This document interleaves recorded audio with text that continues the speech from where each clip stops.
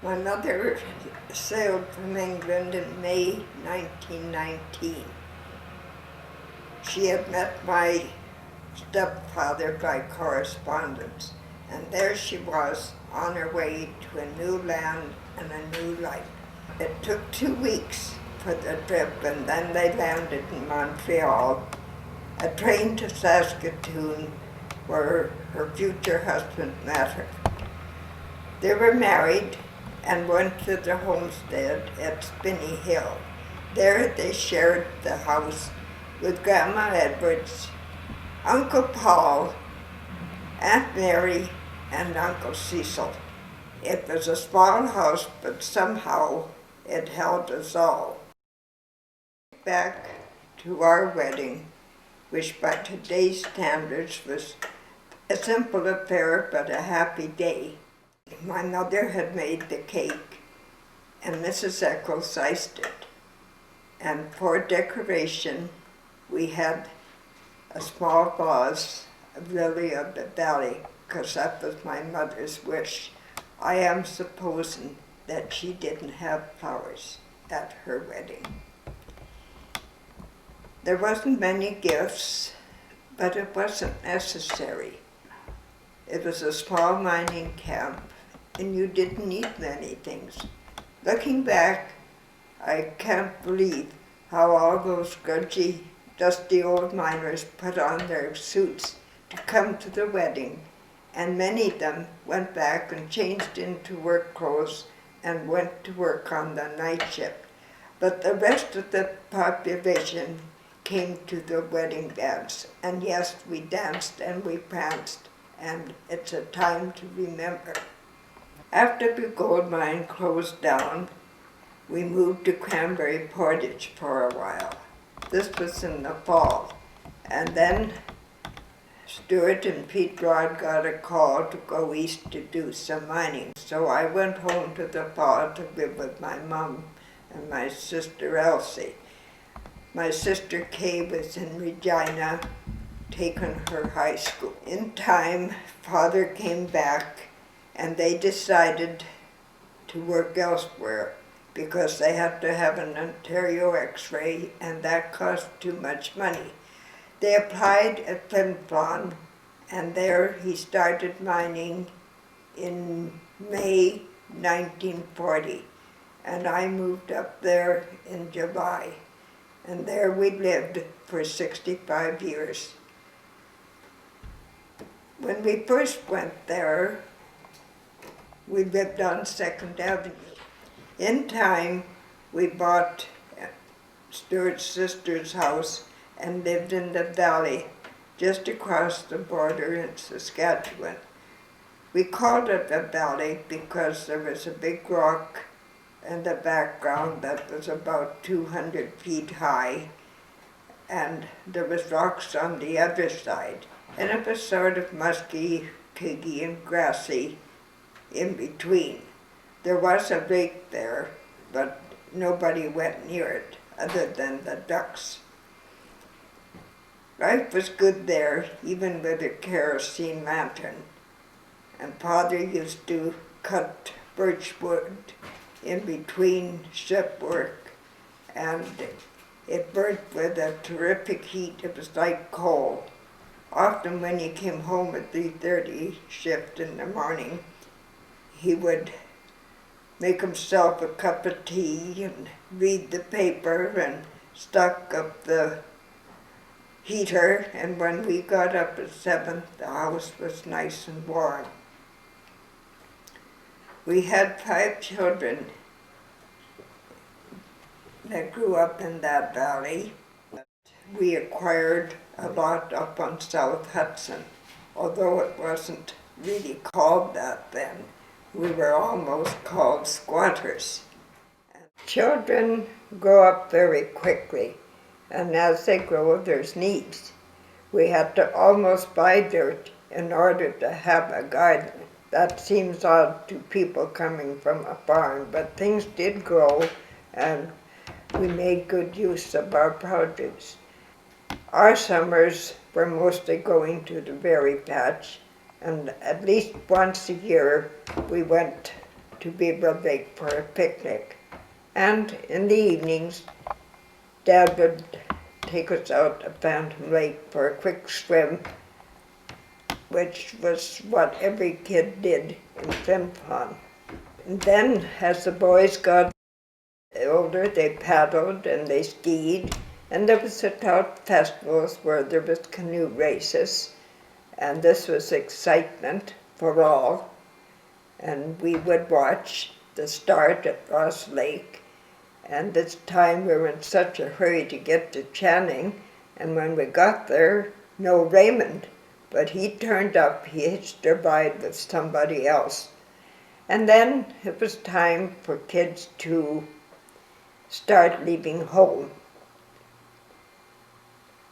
Betty and Marjorie got married the same year, so there was a flurry of preparations.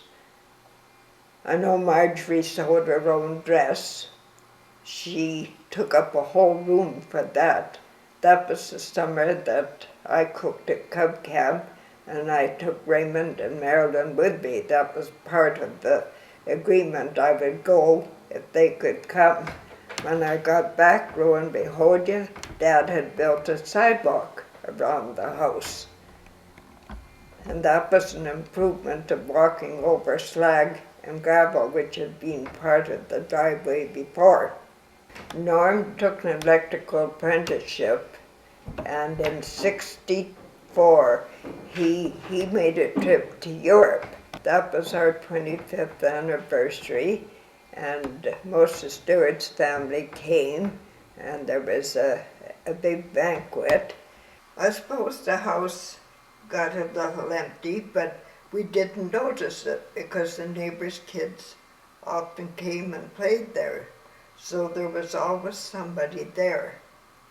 And yes, they did all leave, and it was altogether a different feeling. You didn't have to have meals on time, but we went into a different way of doing things.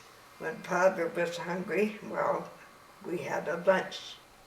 Living in a mining town, your life revolves around your shifts. When Dad was a miner, he had day shift and night shift. Day shift was from 8 to 4, and night shift was 7 to 3:30 in the morning. You were always making meals. We used to call our house Crerar's Quick Lunch because there was always a meal going on the table, especially the years the boys worked at the company because they were also on 3 different shifts. The big joke was the kids would say, "Where's Dad?" And I'd say, "Go check the bedroom. If he isn't sleeping, he's at work." Unfortunately, Dad only enjoyed 2 years of retirement when cancer caught up to him, but that seemed to be the way of many miners. And so a new way of life begins. I even learned to drive at 60, and that was wonderful freedom for me. My family seems to be stretched across the country, and this gives me a chance to visit. I can say I've been in just about every province. I enjoyed driving for 20 years, and suddenly I couldn't see the yellow line, and my good senses said, "Mary, it's time to sell your car before you run over the mayor." This became a joke because he was a good friend of mine. Yes, it was time to sell my little Subaru. I think the family had a conference because they decided it was time for me to be looked after. I spent a winter in Fort St. James to see what it would be like away from home. I think it was a time of making up my mind, so home I went and packed up my belongings. I didn't have much time to think about leaving Pimfon. There was too much to do in preparations of packing. Before I left, my good neighbors, Wayne and Iris, who were like family to me, had a tea for me. People from all walks of life came, some of my former boarders, even Jojo, and cousin Carl came to represent the Norman family, and it was one of the happiest tea times I can remember. So, a new chapter begins in my life. I chose to go to Fort St. James because Dorothy and Jim wanted me, and I thought I should go quick before they changed their mind. It's much like Flin Flon.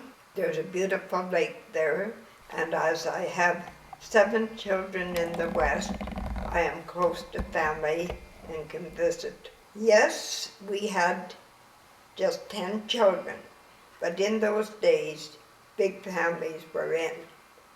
Nowadays, people can't afford them, but we were a happy bunch, and we've been blessed with 21 grandchildren, and now 16 and a half great-grandchildren.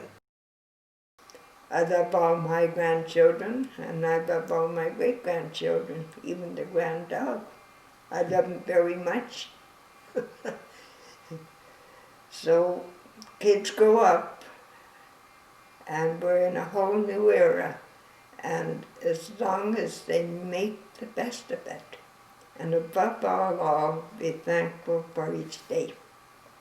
And I've got to teach myself that. I have to be the luckiest grandma in the world.